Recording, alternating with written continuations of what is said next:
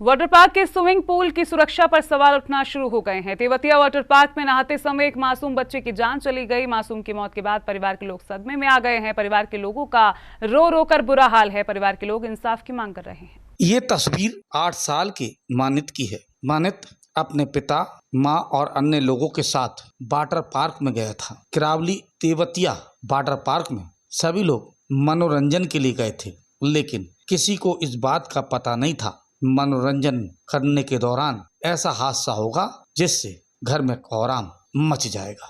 मामला थाना Kiraoli Sakatpur Tewatia water park का है। रॉबिन अपने परिवार के साथ तेवतिया वाटर पार्क में गया था।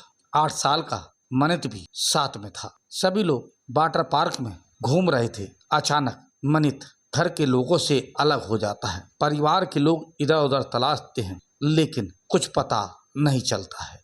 कुछ देर बाद जब स्विमिंग पूल में तलाश की जाती है, तब मनीत का शव स्विमिंग पूल से बाहर निकल कर आता है। इसके बाद घर में कोहराम मच जाता है। परिवार के लोग सदमे में आ जाते हैं। मनित माही इंटरनेशनल स्कूल में पढ़ाई कर रहा था। हंसी खुशी सभी लोग मनोरंजन के लिए तेवतिया वाटर पार्क में गए थे, लेकिन हादसा हो गया। पिता माँ का रो रो कर बुरा हाल है। माँ सदमे में अचेत हो गई है। रॉबिन कहता है उसे इंसाफ चाहिए। रॉबिन ने तेवतिया वाटर पार्क की सुरक्षा व्यवस्था पर तमाम सारे सवाल खड़े किए हैं। अनदेखी का आरोप भी लगाया है। मैं और मेरी वाइफ और मेरे 2 बच्चे और मेरी मौसी के 3 बच्चे, हम 3 बजे के टाइम घर से निकले और तेवतिया वाटर पार्क गए। वहाँ जाके हमने 2 घंटे तक एंजॉय किया। हम निकलने ही वाले थे, इतने में छोटा सा बच्चों का वो बना हुआ है स्विमिंग पूल, उसमें मेरा बच्चा नहा रहा था। तो मेरे छोटे बेटे को टॉयलेट लगी तो मैं उसको लेके गया टॉयलेट कराने के लिए।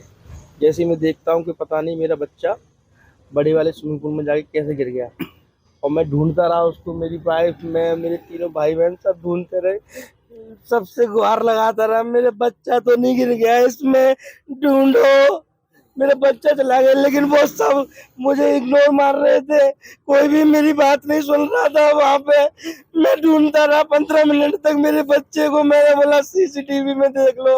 आगरा में तमाम सारे वाटर पार्क हैं, स्विमिंग पूल हैं जो नियमों को ताक पर रखते हैं। कई तो ऐसे वाटर पार्क हैं जो पूरी तरीके से अवैध हैं। स्विमिंग पूल भी ऐसे बने हुए हैं। इनका लेखा जोखा स्टेडियम के पास नहीं है। एकलव्य स्टेडियम के आरएसओ संजय शर्मा कहते हैं मापदंड तय किए गए हैं। उन मापदंडों के आधार पर ही जल क्रीड़ा से जुड़े हुए सभी केंद्रों पर इंतजाम होने चाहिए। जांच पड़ताल की जाएगी और कार्रवाई भी की जाएगी। मैं परिवार के जिसकी व्यक्ति की जान चली गई है उसके परिवार के को अपनी संवेदनाएं प्रकट करते हुए और ईश्वर उनको इस दुख की घड़ी से शीघ्र निकाले, ऐसी कामना करता हूं।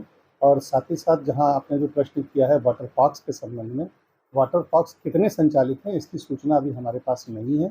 जनपद में तरणतालों और स्विमिंग पूल जितने हैं उसके संबंध में मैं आपको ये बताना चाहूँगा कि कुल 52 स्विमिंग पूल हमारे पास हैं और 25 जिम हैं।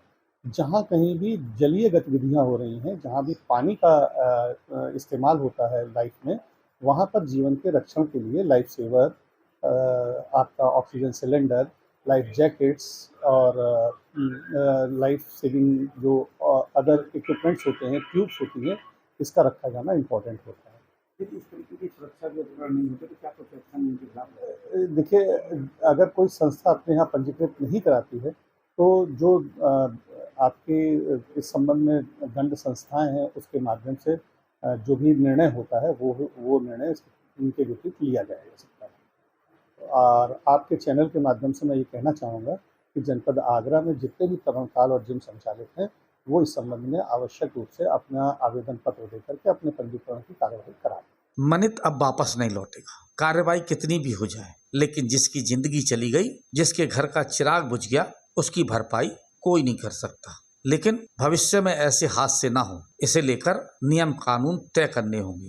जिन लोगों ने नियम कानून खूंटी पर टांग रखे हैं उन पर कानूनी डंडा चलना चाहिए। फिलहाल मामला गर्म है, कार्रवाई भी चल रही है। समय के साथ कार्रवाई भी ठंडे बस्ते में चली जाती है।